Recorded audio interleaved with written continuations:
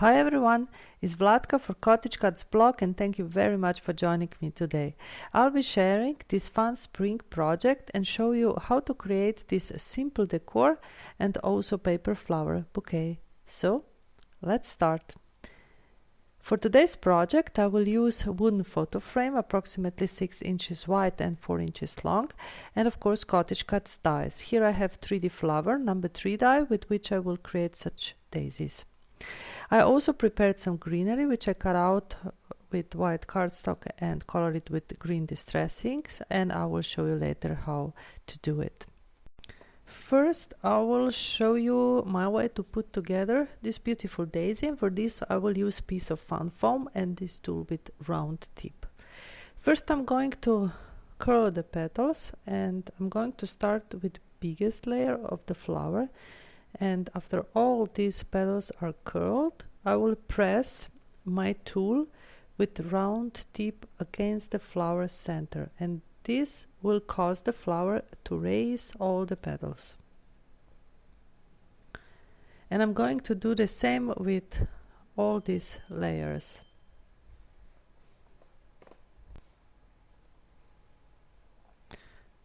Okay, when petals are prepared, I'm going to color the flower center, and for this I will use yellow Copic marker, but of course you can use any other color media to do this. You can also color it, for example, with distress inks, or you can also cut it out from yellow cardstock and then you don't need to color it at all.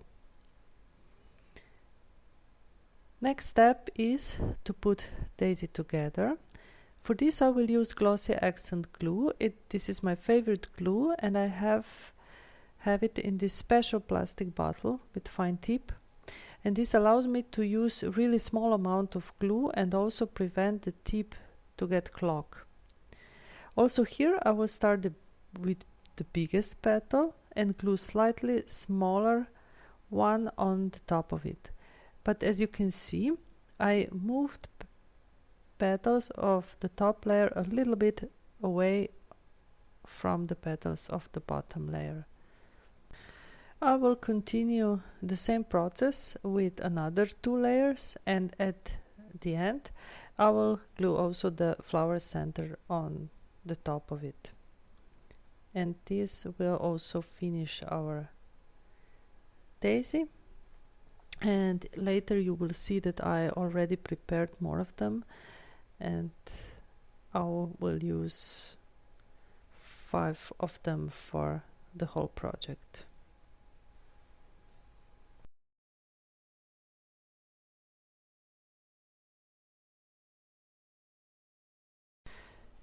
Time to move to the next step. I'm going to show you how I color the greenery. Actually, I will show you 2 ways. On the right side, I already took the die cut out of the paper, and on the left side, I leave it in the paper. For delicate die cuts as this greenery, where is a lot of swirls, it is better to leave it in the paper, because this prevents the die cut to tear up at coloring. And of course, I can also press much harder as when I'm coloring another piece. At this one I'm dabbing more as doing circles with my tool as at previous one, and I really need to be more careful here. After both pieces are colored with billet paint distress ink, I will go on with forest moss and distress all the edges. I will start with die cut on the right side, and then I will take also this die cut on the left side out of the paper and distress the edges. On the left side you can see that I already prepared more the greenery, because I'm not sure how much I will use it later, and if some remain I will use it on my future project. Greenery is always useful and I always have it in my stash. Now it's time to color the photo frame. I'm going to color it with white acrylic paint, and for this I'm using flat paintbrush, and because my paint is a little bit dry I will use also some water. If you want more translucent look, so that wood pattern will be seen through the color, use more mixture of color and water. But if you want more opaque look, then don't mix a lot of water with the color. At the end, I'm also dabbing the color so that I will have more of it on some places, and this will give a rougher look to the frame. Now you need to leave the paint to dry, or you can use a heat gun as I use it to speed the whole process. So I can do the next step already. And for this one I will use 2 brown shades of Distress ink, Gather Twigs and Brush Cordery.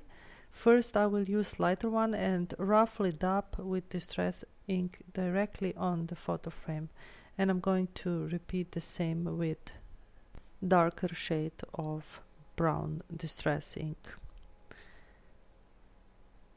This will give old look to the frame, and this is actually what I'm looking for.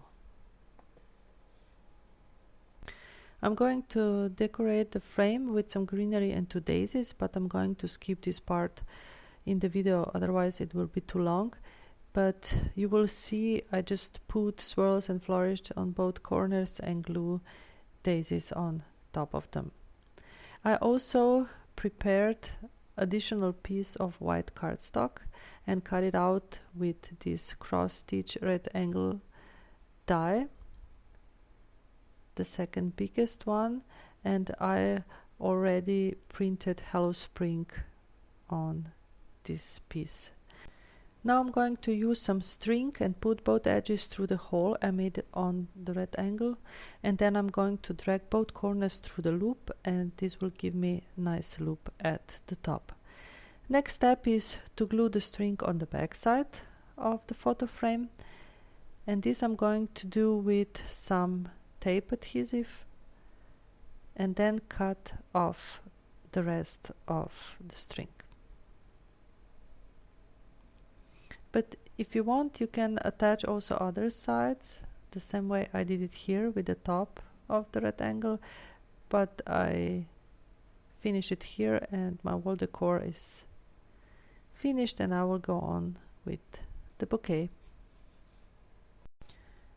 I'm going to use a wooden stick which will represent the flower stem, and I'm going to color it with forest moss Distress ink. As before, also here I'm using blending tool to color the stem, and I will do this all around, of course. I also have some leaves and I'm going to glue them on the stem, and for this I'm using glossy accent glue, but as you will see later, for the daisy I will use glue gun because I will need more stronger adhesive for that part. I need to be careful here and give some pressure that leaves will be really glue on my stem. So last step is to glue the daisy on the top of it. As I told you before, I'm using glue gun for this part, and I already made 2 additional flowers, and I use another greenery for this one. My finished bouquet contains 3 daisies, and it is addition to my wall decor, and this also finished my project for today. Thank you so much for joining me. I hope you have fun and see you soon. Bye!